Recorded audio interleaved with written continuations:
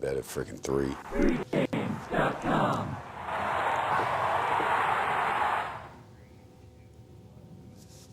Welcome back to pregame.tv. I'm your host, Marco D'Angelo. NBA playoffs. I'm joined by my partner in crime, Ken Thomson, SportsX Radio, Yahoo Sports Radio as well. And Ken, playoffs. This is what we. Wait, do that again. I don't know. That's one take. You get it. That's it. But how is the radio show going, buddy? It's going great. Really, really a lot of fun, a lot of great guests. And the great thing is, my list of guests, my Rolodex has now been increased by Yahoo Sports Radio's list of Rolodex there. So it's kind of nice to have all those great guests. But still, the pregame stable takes first precedence. No, I appreciate that. And if you're in Vegas, check it out. Head on down to Venetian Palazzo, Lugosi Stadium. They do the show live 7 to 10 every night. Ken's there, and if you want to stop in on a Monday night, you can catch yours truly there with Ken. Devouring some cheesecake. No. Ken was busted my stones all the time about eating and during the show. And I actually snapped a picture of him. He doesn't know it. I got a picture that I'm holding for ransom. You in between breaks with a big plow of cheesecake in your face. But Ken, NBA playoffs. We got Toronto, Brooklyn. This is a series that I don't know anybody that I haven't talked to that hasn't uttered the words, you don't want to play the Chicago Bulls or the Brooklyn Nets. Those are the teams you want to avoid. And I agree with that statement in general, but we're looking at attacking the playoffs a game at a time. Now, we're going to do another video in a little bit where we're going to talk about some of the series and that and give our thoughts. But here's one where they don't have home court advantage, but Vegas has made Brooklyn the favorite in this series. Yeah, and it's funny because it's not really funny. I mean, you look and you know Pierce, and Pierce has been an integral part of the team, but Garnett's numbers are so far down from what he did at Boston. I know the experience factor is there. There's not a lot of playoff experience there on Toronto, but still, Toronto has the home court advantage, and this is a matchup we didn't see coming. We're all looking at Chicago, Brooklyn, who's going to have the home court advantage.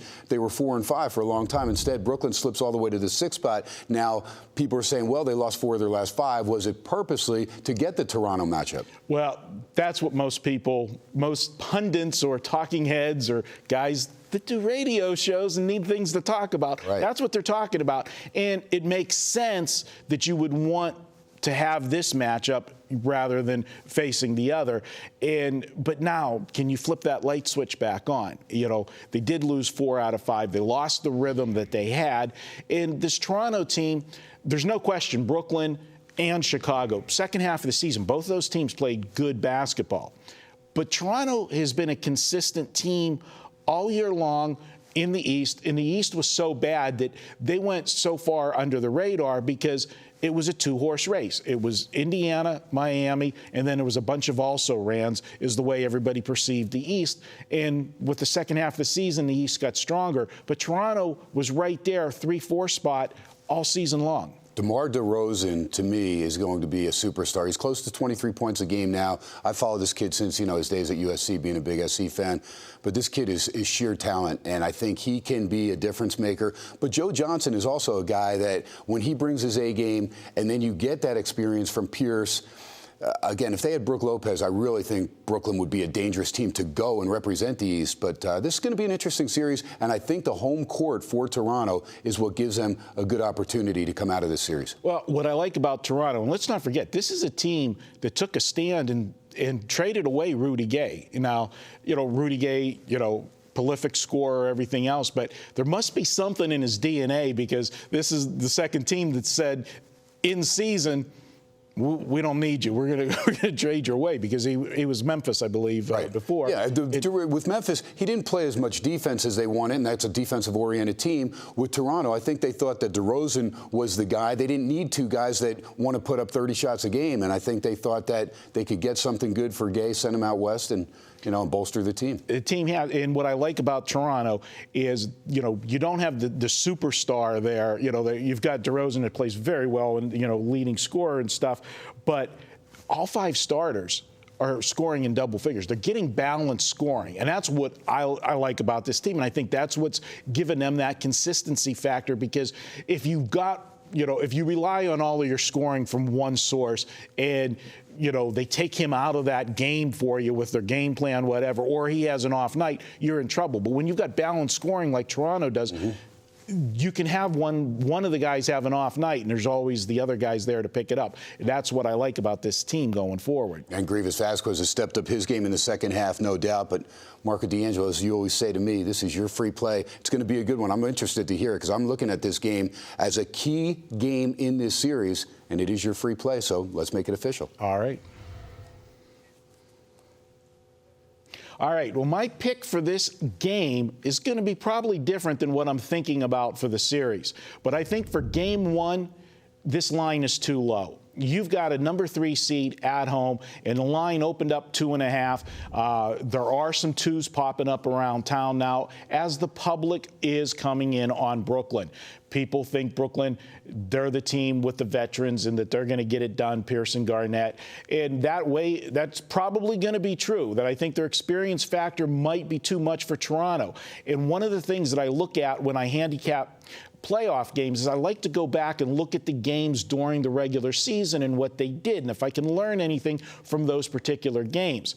And that's why for the series, I'm actually going to lean to Brooklyn here, and this is why. They split the season series 2-2. But if you look at the 2 games that Brooklyn did lose to Toronto, there was a big red flag around those games. When I go back and look at the previous meetings, I look and see, hey, did they play somebody the game before? Did they have a big game the next night? Was somebody out? Well, if you go back and look, their 2 losses, one of them came the night after they upset Miami. That was a big game for Brooklyn. They upset the Miami Heat. You know they're not going to bring the same intensity the next night. They lost that game to Toronto. The other one was they played the night before in Boston. Pearson, Garnett, go to Boston. You know that was a big game for them, returning back to the Garden where they played all those years together.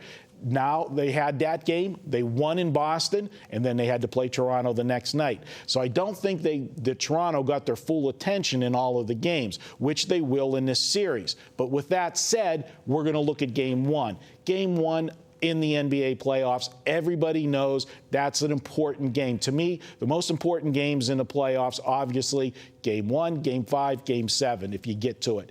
Game 1, you've got home court. You want to maintain serve.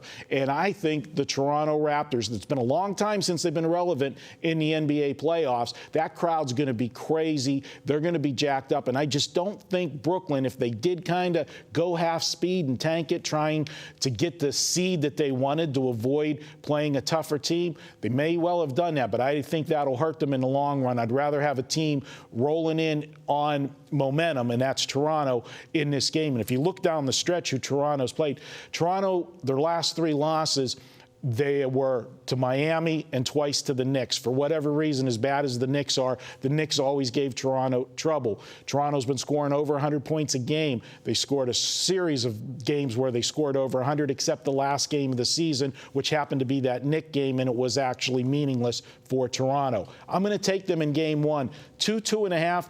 I feel this line should have been 4 in this game for a game 1 at home. We're getting great value here, Ken. I'll take Toronto in game 1. Then I'll decide my rest of my moves the rest of the way. But I do think that Brooklyn will come out of this series. I think this series has the potential to go 7 games. I agree with you, and I think if it goes 7, again, that crowd could come into play. But again, the experience factor for Brooklyn could come into play as well. And if you throw out those 2 Knick-Toronto games, Toronto wins 8 of their last 9 other than those. So again, they are. And that other loss ball. Being Miami, right. Whenever Miami was still trying. Exactly. Yeah. That's right. All right, that's it. That's my free pick. Take the Toronto Raptors, lay the points in game 1. We're going to come back. We're going to go to a Sunday playoff game. Ken's going to break down Miami and Charlotte. That's up next. Pregame.tv.